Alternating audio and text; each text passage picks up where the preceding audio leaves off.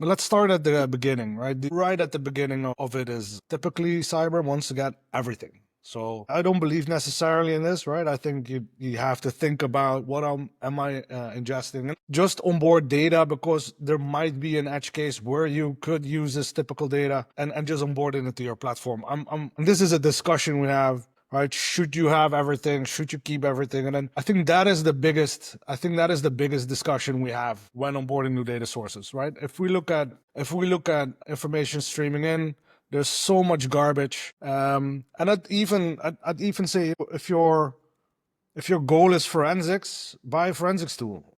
If you want to run detections, right? If that is the primary goal of your platform, think of your detections first, and then go and seek the data that fits that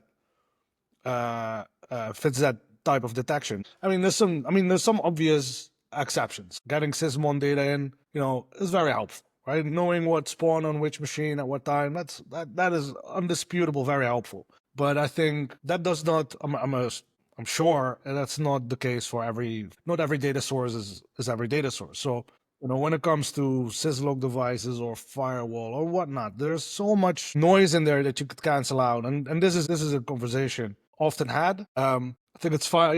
It's driven out of insecurity. I would say grab it, just make sure we have it.